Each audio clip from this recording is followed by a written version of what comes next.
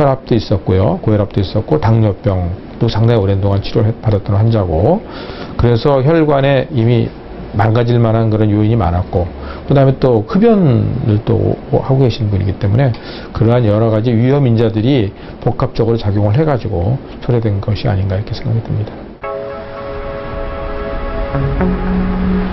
그렇다면 흡연은 혈관에 어떤 영향을 미칠까? 우리는 30년 넘게 하루 한 갑씩 담배를 피웠다는 50대 남성과 함께 한 가지 실험을 해보기로 했다. 먼저 흡연을 하지 않은 상태에서 신체 부위별 혈압과 혈류량을 측정해 혈관 경직도를 확인했다. 이번엔 흡연을 하도록 한 후 같은 방법으로 혈압과 혈류량을 측정했다. 흡연을 한 뒤 혈관엔 어떤 변화가 생겼을까? 담배를 피우기 전 정상이었던 혈관 경직도가 흡연 5분 만에 수치가 급격히 높아졌다. 높아진 혈관 경직도가 다시 정상으로 돌아오는 데는 45분이 걸렸다. 흡연이 동맥경화증의 발생에 직접적으로 그 내피세포의 손상을 유발함으로써 뚜렷하게 연관이 되어 있다고 이미 보고가 되어 있으며, 또한 2차적으로는 방금 전에 보신 검사와 같이 혈압의 상승이라든가 이런 부분을 유발함으로써 혈관의 2차적인 손상에 추가적인 악영향을 끼치게 됩니다. 동맥의 경직도는 흡연을 중단하게 될 경우에 한 1년에 걸쳐서 담배를 피지 않으신 분들만큼의 수치로 좀 떨어질 수도 있다는 보고가 많이 되어 있습니다.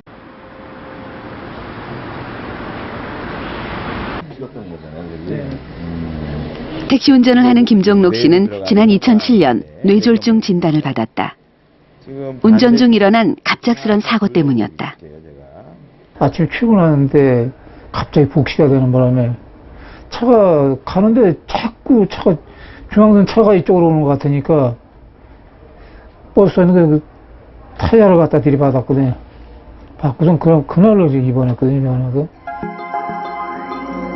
김종록 씨의 경우 오른쪽 뇌로 가는 혈관이 완전히 막혀 전혀 보이지 않는다. 왼쪽 역시 경동맥 협착으로 인해 내경동맥의 혈관이 좁아진 상태다. 하지만 경동맥 내막 제거술이나 스텐트 수술은 받지 않았다. 이유는 무엇일까? 김종록 씨의 뇌로 가는 혈류량을 검사한 결과다. 경동맥이 막힐 경우 혈류량이 부족해지는 것이 문제지만 그의 양쪽 뇌는 모두 이상이 없었다. 어떻게 이런 일이 가능할까? 큰 고속도로가 막혔을 때 골목길로 갈 수 있는 그 양이 충분하다면 교통량은 충분히 갈 수 있지 않습니까? 김종록 씨 같은 경우는 부수혈행이 충분한 겁니다. 그래서 한쪽 혈관이 완전히 막혔지만 그 부수혈행이 반대편 그 내경동맥에서도 넘어오고 기저동맥 쪽에서 또 후 교통동맥을 통해서 충분한 양이 들어옵니다. 그렇기 때문에 어떤 수술적 치료가 필요하지 않고 이 약물 치료로 그 지금 그나마 막혀 있지 않은 혈관에 경동맥 협착이 진행되지 않게 해주는 게 최선의 치료 방법이죠.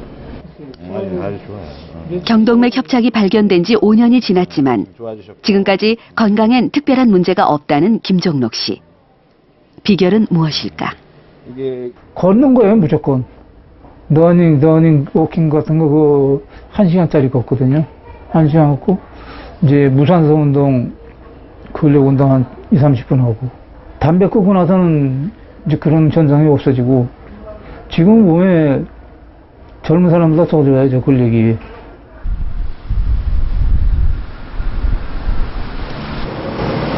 경동맥 협착증이 있는 경우 어떤 운동을 얼마나 하는 것이 좋을까? 우리는 건강에 특별한 이상이 없는 50대 남성 2명을 대상으로 걷기 운동이 혈압에 미치는 영향을 알아보기로 했다. 이때 운동 강도를 중강도와 고강도로 나누어 걷게 한 뒤 2분마다 혈압을 측정해 변화를 관찰했다.